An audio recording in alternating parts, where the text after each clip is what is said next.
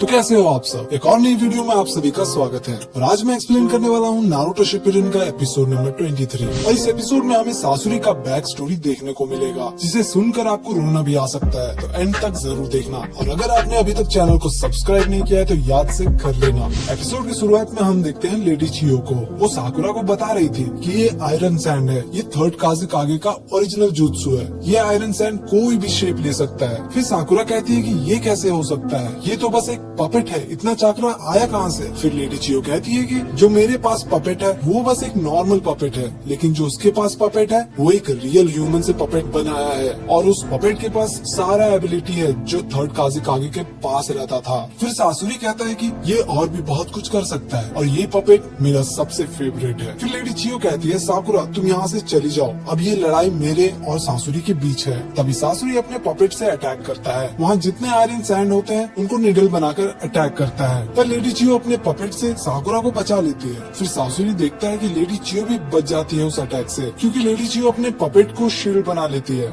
लेकिन तभी लेडी चियो कुछ नोटिस करती है, उनके पपेट के ऊपर आयरन सैंड लग जाता है जिसकी वजह से उनका पपेट हिल नहीं पा रहा था। फिर सासुरी कहता है कि तो आप सिर्फ उस लड़की को बचा पाई, अब आयरन सैंड आपके उस पपेट के अंदर तक घुस चुका है, तो चलो अब दोनों को एक साथ खत्म कर देता हूँ। फिर सासुरी आयरन सैंड से दोबारा निडल बनाता है और उनकी तरफ लॉन्च कर देता है। तभी हम देखते हैं कि वहाँ पर बहुत बड़ा धमाका होता है। उसके कुछ देर बाद माहौल शांत हो जाता है। तभी सासुरी कुछ देखता है, हमें पता चलता है कि साकुरा उस अटैक से बच गई थी, साथ ही लेडी चियो भी, और हम देखते हैं कि उनका हाथ भी एक पपेट टाइप जैसा था। फिर सासुरी कहता है कि एक बार आयरन सैंड किसी पपेट के अंदर घुस जाता है तो उसका काम खत्म हो जाता है। तभी लेडी चियो को पास्ट याद आता है और हम देखते हैं सासुरी के मम्मी पापा और उनके सामने एक फोटोग्राफर खड़ा रहता है जो उनकी फोटो ले रहा था। कुछ देर बाद सासुरी को लेडी चियो के हाथ में दे देती है। फिर दोनों वहाँ से कहीं चले जाते हैं और लेडी चियो भी खुश दिख रही थी। कुछ सालों बाद एक शिनोबी लेडी चियो को कुछ कह रहा था और उसे सुनकर लेडी चियो रोने लगती है और कहती है कि तुमने ये गलत किया White Fang of the Leaf Village. वहीं सासुरी भी बड़ा हो चुका था,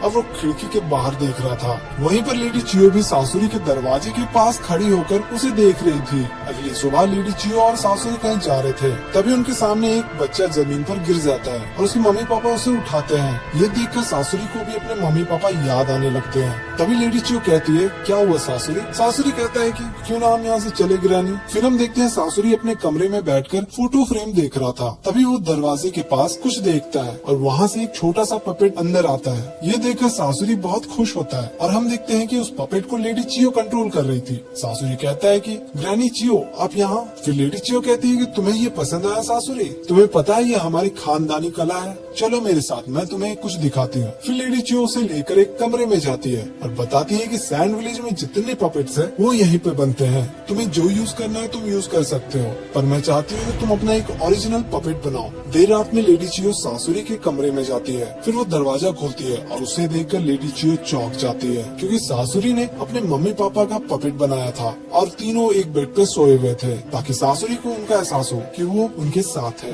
अगले सुबह दोबारा लेडी चियो उसके कमरे में जाती है, देखती है कि सासुरी दोबारा उन पपेट्स के साथ खेल रहा था, लेकिन सासुरी का ध्यान भटक जाता है और दोनों पपेट्स नीचे गिर जाते हैं। फिर हम प्रेजेंट में देखते हैं कि लेडी चियो अपने पपेट वाले हाथ को अलग कर देती है। फिर सासुरी का पपेट अपने मुंह से दोबारा आयरन सैंड निकालता है और आयरन सैंड से एक प्रिज्म बनाता है और एक रेक्टेंगल बनाता है और उस पपेट का विंग भी बना देता है ताकि वो उड़ सके। लेडी चियो कहती है कि मैं ये पहले क्यों नहीं समझ पाई। फिर वो साकुरा को कहती है कि तुम यहाँ से तुरंत निकलो साकुरा, लेकिन साकुरा कहती है कि मैं आपको छोड़कर नहीं जाने वाली, कोई तो रास्ता होगा इसे हराने के लिए। फिर साकुरा उस पपेट को देखती है और कहती है कि हाँ मैं समझ गई, लेडी चियो आप मुझे यूज करो लड़ने के लिए। फिर वो अपने मन में कहती है कि ये सही रहेगा, मैं पपेट बन जाती हूँ, लेकिन एक डिफरेंस के साथ, मेरा बॉडी ब्लड और फ्लैश से बना है तो आयरन सैंड मेरा कुछ नहीं कर सकता। फिर लेडी चियो कहती है कि पर मैं पहले जैसा मदद नहीं कर पाऊंगी, मेरा एक हाथ नहीं है। लेकिन साकुरा कहती है कि कोई बात नहीं, मेरी टीचर कहती है कि मेरा एक हाथ ही काफी है किसी को हराने के लिए।